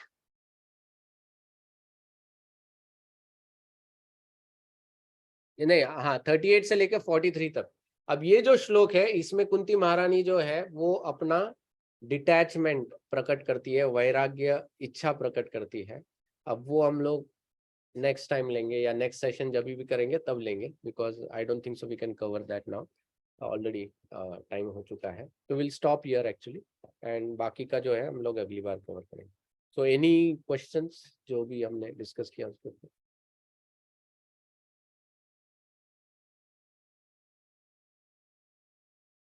तो आपने बताया कि असुरों को वापस भेज देते हैं, असुरों को सायुज्य मुक्ति मिलती है या मतलब शिशुपाल के केस में ये मिला था? हाँ, इट डिपेंड्स वो असुर कहाँ से आया है उसके ऊपर भी है। सब असुर नहीं लौटते हैं भगवत धाम। सायुज्य में। हाँ, कुछ असुर तो फिर से जन्म भी लेते हैं। जैसे कालनेमी जो था, कालनेमी को विष्णु मारते हैं, लेकिन वो फिर से कंस बन के आता है। Ideally he should have gone back to Godhead. तो अलग अलग असुरों के साथ अलग अलग गति होता है। नहीं, कालनेमी खुद कंस बन के आता है। भारत मुझे याद दिला था। ये कालनेमी का स्टोरी कहाँ से आता है? ये जो कालनेमी होता है, ये इसका बेटा होता है हिरण्यकशिपु का।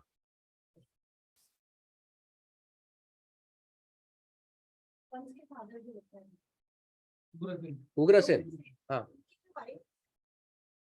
मतलब वो सैर करने जाती है, वहाँ वो कालनेमी एक असुर नहीं, हाँ, उस एक जगह कथा है कि that she is been impregnated by a asura, but वो कालनेमी बन के ये आता है Kansa. That asura is Kalanemi who comes as Kansa actually. हाँ, एंड ये इसका एक background story is given. Okay, वो बैकग्राउंड स्टोरी नरसिंह पुराण में आता है कि हिरण्यकशिपु का पुत्र था कालनेमी। ओके, जो देवासुर संग्राम में मारा जाता है अंडर बलि महाराज के कमांडरशिप के अंडर। उसको 6 पुत्र थे कालनेमी को, और ये 6 पुत्र भी बहुत शक्तिशाली थे। एक बार ये 6 पुत्र सोचते हैं कि हम लोगों को अलग अलग शक्तियां अर्जित करनी है, इसलिए वो जाकर भगवान की आराधना करने के लिए वो तपस्या करने जाते हैं। हिरण्यकशिपु जब घर में आता है, बोलता है किधर है मेरे ग्रैंड चिल्ड्रन? कालनेमी बोलता है मुझे नहीं पता है। वो जाके दूतों को भेजता है, तो वो बोलते हैं वो तपस्या कर रहे हैं। तो उनको बुलाता है हिरण्यकशिपु, बोलता है अरे किन की तपस्या? भगवान तो मैं हूँ। तो बोलते नहीं नहीं, हम लोग भगवान की आराधना करें ताकि हम लोग शक्ति अर्जित करें। तो इसको बहुत गुस्सा आता है हिरण्यकशिपु, तो वो इनको श्राप दे देता है, और वो कहता है कि मैं तुम्हें श्राप देता हूं कि तुम्हारी मृत्यु तुम्हारे ही पिता के हाथ से होगी। So the father comes as Kansa and the 6 children comes as the children of Devaki, and Kansa kills the 6 children. तो वो उसी के खुद के पुत्रों को मारता है इन द नेक्स्ट बर्थ, ऐसा। तो वो there is a background story उसका भी एक्चुअली। तो वो, बट कहने का तात्पर्य ये है कि कुछ असुर जो होते हैं वो भगवान के धाम से कुछ लीला करने के लिए आते हैं, तो वो धाम में लौट जाते हैं। कुछ जो होते हैं दे अगेन रिपीट, एंड कुछ जो होते हैं वो इधर जाके बैठते हैं, अपना ब्रह्मन में जाके बैठ जाते हैं। हाँ, साइड। हाँ, लेकिन वो I mean that could be another Kalanemi also. I mean वो जो जिसको रावण बीच में भेजता है संजीवनी के वक्त, राइट? हाँ, but that could be another Kalanemi also, because उनमें भी नेम्स होते हैं ना, लाइक अलग अलग। फाइट हो रही थी, तो कृष्ण भगवान ने वैष्णव अस्त्र दिया, राइट? हाँ, तो कृष्ण भगवान को भी झुकने की क्या जरूरत है? To honour that weapon. नहीं तो वो प्रॉमिस टूट जाएगा ना, फिर तो क्या मतलब, वो अश्वत्थामा बोलेगा मतलब ही नहीं तुम ऐसा कुछ देते हो और खुद ही बीच में आ जाए, मतलब तुम्हारे पास उसका तोड़ है, तो फिर तो वो अस्त्र का कोई मीनिंग ही नहीं हुआ है वैसे। हाँ, करेक्ट। जैसे हनुमान जी कभी वो जब उनको वेदांता करते हैं, ब्रह्मास्त्र वो मान रखता है। हाँ, सो ये कोई अस्त्र उनको कुछ नहीं कर सकता है। हाँ, so to respect that weapon, that is to honour that. Navvidha Bhakti is 9 types of 9 ways in which you can do devotional service. Okay, 9 तरीकों से जैसे आप भक्ति कर सकते हैं। तो वो क्या है? श्रवणम, मतलब सिर्फ सुनना। तो आप देर आर अलग अलग भक्त है जो सिर्फ वो करके ही परफेक्शन है। सो श्रवणम में आते हैं परीक्षित महाराज। कीर्तनम, सिर्फ भगवान का कीर्तन करना, गुणगान गाते रहना, उसमें आते हैं या हमारे नारद मुनि आते हैं या सुखदेव गोस्वामी। श्रवणम कीर्तनम। विष्णु स्मरणम, प्रहलाद महाराज, विष्णु स्मरणम, कंटिन्यूसली मेडिटेटिंग ऑन विष्णु, तो प्रहलाद महाराज का भी उसमें आता है। फिर पाद सेवनम है, हाँ लक्ष्मी देवी, पाद सेवनम, भगवान के चरणों की सेवा। देन पाद सेवनम में ये भी आ सकता है, वो नाविक जो है ना रामायण में जो है, केवट का भी एक बैकग्राउंड स्टोरी है, वो कछुए का, हाँ okay, you might have heard, beautiful story है वो भी, ठीक है। तो वो है पाद सेवनम। फिर अर्चनम, अर्चनम में पृथु महाराज का स्टोरी आता है। फिर वंदनम, वंदनम में हाँ अलग अलग स्तुतियों द्वारा भगवान को प्रसन्न करना, अक्रूर का एक एग्जाम्पल आता है। I mean it's not that they were the only ones, ऐसे बहुत हो सकते हैं, लेकिन हम लोग एक एक नाम बता रहे हैं। सो अक्रूर का आता है, हाँ करेक्ट। सो वंदनम। फिर दास्यम, दास्यम में हनुमान जी आते हैं। साख्यम, अर्जुन आते हैं। देन आत्मनिवेदनम, बलि महाराज आते हैं। ओके, फिर दधीची ऋषि भी आएंगे उसमें, he also gave up his body. तो ऐसे, सो कहने का तात्पर्य यह है कि ये नौ अलग अलग टाइप से आप भक्ति कर सकते हो, और इसमें से एक भी करोगे ना तो भी उद्धार हो जाएगा। अम्बरीश महाराज वो थे जिन्होंने ये 9 के 9 करते थे। Ambarish Maharaj was one devotee, was doing all 9 types of bhakti. Okay, so ऐसा भी है actually.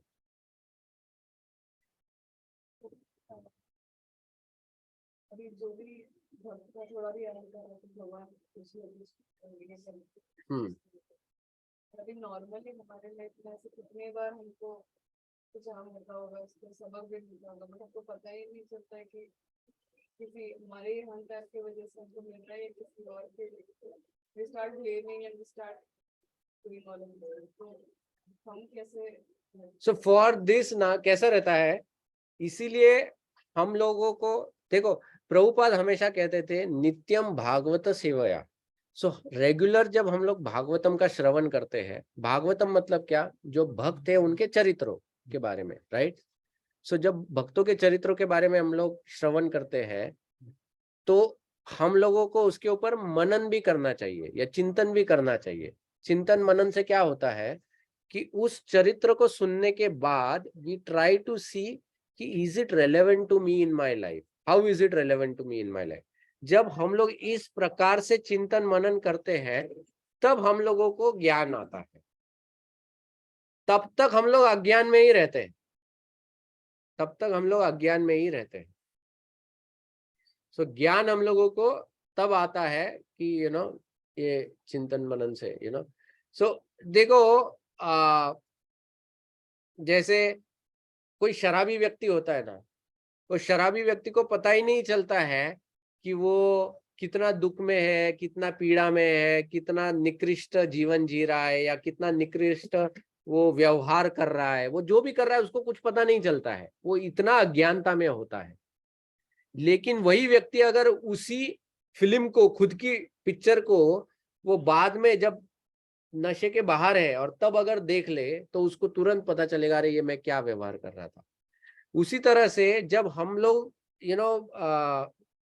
When we are not reading, जब हम लोग श्रवण नहीं करते हैं या पढ़ते नहीं है, तो हमारी स्थिति उस शराबी के जैसे ही कि हम लोग नशे में ही है। तो हमको पता ही नहीं चलेगा कि कहाँ से हम लोगों को लेसन मिल रहा है, क्या हो रहा है, कुछ नहीं समझ में आएगा। किसी शराबी को थप्पड़ भी मारोगे ना तो भी उसको समझता नहीं क्या हो रहा है एक्चुअली। दे रियली अलग ही इसमें चले जाते, दे डोंट अंडरस्टैंड एनीथिंग। तो वैसी स्थिति हमारी है जब हम लोग अज्ञान में है। लेकिन जब ज्ञान में आते हैं, मतलब जब हम लोग पढ़ते हैं, सुनते हैं, तो हमारी स्थिति वैसी होती है कि जब हमारा ही चित्र कोई हमको टीवी पे दिखाना चालू कर दे, तब हमको पता चलते, अरे ये है, अरे वो है, जैसे गौरांग प्रभु बता रहे थे ना, वो बता रहे थे जब ये वृत्रासुर का स्टोरी या कोई भी स्टोरी में आप देखो, जहां पर भी इंद्र आता है और इंद्र को अलग अलग प्रकार से पनिशमेंट मिलता है या कुछ ये होता है, तो वो गौरांग प्रभु बता रहे थे, इंद्र की स्टोरी सुन के हम लोग बहुत मजे लेते हैं, लेकिन मन में ख्याल आता है मैं भी कोई कम नहीं हूं, I too have the same tendencies, मेरे अंदर भी वही सब भाव प्रविष्ट है। लेकिन हमारा नाम कोई लेगा तो फिर चुप हो जाते हैं, लेकिन इंद्र का नाम लेते तो हम भी ताली बजा लेते हैं, लो देख लो हमसे भी कोई पतित है वहां पर, तो ऐसा वो होता है। तो अब इंद्र भी भगवान का भक्त है, और वो भी बेचारा वो रोल प्ले करता है भगवान की लीलाओं में, you know, he plays this role कि हमको सबक सिखाने के लिए भगवान उसको यू नो बना लेते हैं। जैसे यू नो प्रभुपाद बताते हैं ना कि कभी कभी जब नई विवाह करने के बाद लड़की जब ससुराल जाती है तो कभी कभी सास जो होती है वो अपनी बेटी को डांटती है, लेकिन सिखाना होता है बहू को। तो इंद्र इज लाइक द बेटी ऑफ कृष्णा, तो वो उनको डांट फटकार कर हमको सिखाते हैं। लेकिन अगर हम लोग सिर्फ वही भ्रम में रहे कि बस वही पापी है इंद्र और मेरा तो कोई लेना देना है ही नहीं उधर, तो फिर कुछ नहीं होने वाला। शास्त्र का मर्म उसमें है कि ये पढ़ने के बाद हमको अंदर झांकना है, अपने अंदर। बाकी दुनिया क्या कर रही है हमको उससे कोई लेना देना नहीं। ये नहीं कि शास्त्र पढ़ने के बाद हम लोग सबको देखे है ये कौन बैठता है ये कैटेगरी में रे, वो नहीं है। That is not the purpose. मैं कहाँ बैठता हूँ इसमें वो देखना है हमको। दैट एटीट्यूड होना चाहिए। हम लोग अपने अलावा बाकी सबको देखते हैं उसमें, यू नो। वो टेंडेंसी क्योंकि बचपन से है ना, मतलब वो कहते हैं ना, हम माँ बाप ने ही हम लोगों को गलत सीख दी है बचपन से। जैसे वो बोलते हैं ना, जब छोटा बच्चा जब गिरता है जमीन पर तो हम लोग क्या करते हैं, वो बच्चा रोने लगता है तो हम लोग क्या करते हैं, जमीन को मारते हैं, बोलते हैं हट। तो बच्चे को क्या लगता है, मेरी गलती नहीं जमीन की गलती है। बस यही लेके वो बड़ा वैसा ही होता है। जब भी कुछ होता है जीवन में वो सोचता है मेरी गलती नहीं किसी और की है। फिर वो ढूंढता है कि कौन है वहां पर, और कोई नहीं दिखा कि फिर ऊपर देखता है, फिर बोलता है भगवान हाँ कि तूने ऐसा क्यों किया। बस तो ये हमारा टेंडेंसी जो है वो उधर से आता है एक्चुअली, बट उसको चेंज करना है, यू नो। एंड ये शास्त्र द्वारा when we read of this great souls तो पता चलता है कि how humble they were, like Yudhishthira Maharaj, you know. आप देखो युधिष्ठिर महाराज का जब वो उनको वनवास में भेजते हैं द्यूत क्रीड़ा के समाप्त के बाद, तो उस वनवास में उनका और द्रौपदी का संवाद या युधिष्ठिर महाराज भीमसेन का संवाद, ये संवाद बहुत इंपॉर्टेंट है क्योंकि उसमें बार बार द्रौपदी और भीमसेन युधिष्ठिर महाराज को they are trying to tell him that why are you not retaliating. उन लोगों ने अधर्म किया है, उन लोगों ने ये किया ये किया ये किया, and Yudhishthir Maharaj continuously tries to tell them that how karma कैसा होता है and why he is tolerating that, you know. And वो जो पूरा उनका जो अंडरस्टैंडिंग है Yudhishthir Maharaj, it's so amazing, you know. And that is why he was the perfect candidate to rule the entire world, Yudhishthir Maharaj, you know. तो वो संवाद पढ़ना चाहिए कि कभी ऐसा लगे ना क्योंकि बहुत बार हम लोगों को वो कभी कभी धारणा आती है कि मेरी गलती कभी थी नहीं फिर भी मुझे मेरे साथ ऐसा क्यों हुआ। फिर पढ़ो युधिष्ठिर महाराज के बारे में, आप वो संवाद पढ़ो, फिर युधिष्ठिर महाराज से समझ में आता है कि ऐसा क्यों हुआ। एक्चुअली युधिष्ठिर महाराज खुद एक बार ये सवाल पूछते हैं मार्कंडेय ऋषि से। ये जब द्रौपदी और ये जब पूछते हैं तब युधिष्ठिर महाराज आंसर करते हैं। एंड वन टाइम मार्कंडेय ऋषि आते हैं वहां पर मिलने को, तब मार्कंडेय ऋषि को खुद युधिष्ठिर महाराज पूछते हैं कि हमारे साथ ऐसा क्यों हुआ। एंड देन मार्कंडेय ऋषि, अब युधिष्ठिर महाराज क्यों पूछ रहे हैं, इट्स नॉट बिकॉज वो he is in the depression और समथिंग, बट इनको आनंद आता है क्योंकि उसके द्वारा उनको अलग अलग ज्ञान सीखने को मिलेगा, यू नो। क्योंकि मार्कंडेय ऋषि कोई साधारण ऋषि है नहीं, उनको वरदान है कि ब्रह्मा का पूरा एक दिन जिएंगे, 1 डे ऑफ ब्रह्मा, मतलब 14 मनु देखेंगे वो, 14 इंद्र, 14 इंद्र देखेंगे वो, यू नो, 14 मनु, ये उतना उनका लाइफ। मतलब इमेजिन कितना लीला देखा है मार्कंडेय ऋषि, और हमारे जैसा मेमोरी भी नहीं है उनका, मतलब सब याद रहता है उनको। तो ऐसा सेज जब सामने आए तो उनसे तो कितना सुनोगे, मतलब ऐसा टाइप। तो युधिष्ठिर महाराज इज टेकिंग दैट अपॉर्चुनिटी, तो वैसा है। सो लाइक दैट माता जी। सो हम लोग जब पढ़ेंगे ना, जितना वी विल रीड उतना ही हम लोग we will try to come out of, मतलब उतना हमको समझ में आएगा। जितना हमारा साधना कम रहेगा ना, वीक रहेगा, उतना ही हमको समझ में नहीं आएगा कि मेरे साथ जो भी हो रहा है, फिर वो माया कर रही है, भगवान कर रहा है, या कुछ हो भी रहा है या नहीं। कभी कभी तो हम लोग इम्यून हो जाते हैं, मतलब वो जैसा एनेस्थेशिया देने के बाद होता है ना, हथौड़ा मारो कुछ भी मारो, समझ में ही नहीं होता है कि कुछ हो रहा है या नहीं हो रहा है। वो कभी कभी ऐसा सिचुएशन, वो अज्ञानतावश रहता है, that is because we are not in the right knowledge.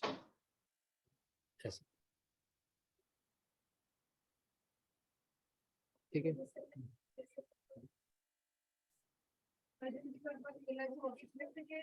भक्ति की जरूरत नहीं है उनके पास। तो मतलब कि हमारे रियल लाइफ में बहुत सारे ऐसे चांसेस आते हैं जो हमें छोटी छोटी अचीवमेंट मिलती है, उस टाइम पे हम जब लोग भाव रखते हैं तो क्या वो भी एक्सप्रेसिव होना चाहिए हमें गॉड के साथ। बहुत सारे लोग थोड़े से डोनेशन उससे भी एक्सप्रेसिव या फील करते हैं, तो हमें भी क्या वैसे एक्सप्रेसिव होना चाहिए, किस वे में एक्सप्रेसिव होना चाहिए गॉड के साथ? देखो, जब हम लोग जीवन में कुछ अचीव करते हैं जिसके द्वारा हमको वो थोड़ा सा हैप्पीनेस आता है, तो हम लोग भगवान को जाकर धन्यवाद दे सकते हैं कि thank you God, you no, कि आपके वजह से ही ये मुझे मिला है, you know, it's only your mercy. So that is a good thing. But going in 10 people and telling them, देखो आज पता है क्या हुआ ऑफिस में, यू नो, कितने लोग काम करते हैं लेकिन फिर भी मैं ही वहां पे जा पाया, यू नो। तो वो जो टेंडेंसी है वो गड़बड़ वाला टेंडेंसी, यू नो, वहां पे गड़बड़ हो जाता है। या कभी कभी कुछ लोग, यू नो, भगवान को डोनेशन देते हैं और फिर 10 जगह जाके अपनी पब्लिसिटी करके आते हैं। पता है आज वो जरूरत था भगवान को, फिर यू नो, तो वो जो भाव है वो गलत, मतलब वो गड़बड़ वाला। You acknowledging to God is fine. भगवान के सामने आप रोगे तो भी भगवान प्रसन्न होंगे, भगवान के सामने आप अपना आनंद प्रकट करोगे, then also God is happy with it, as long as it's only between you and God, you know. The moment आप अपनी प्रसिद्धि के लिए बाहर जाते हो तो फिर मेरी सुनने तो बात सुन रहा हूँ, क्या सुन रहे हैं मेरी? रादर गॉड के साथ ही आवाज से expressive पूछ। है। वो यार इसका मिलता है कौन क्या हो गया? कैसा जान के मेरे पास है। ठीक है, तो यहीं पर हम लोग फिर विराम देंगे। अच्छा, आने वाले मंगलवार को गौर पूर्णिमा है। ओके, देखो गौर पूर्णिमा हमारे लिए is as big as Janmashtami.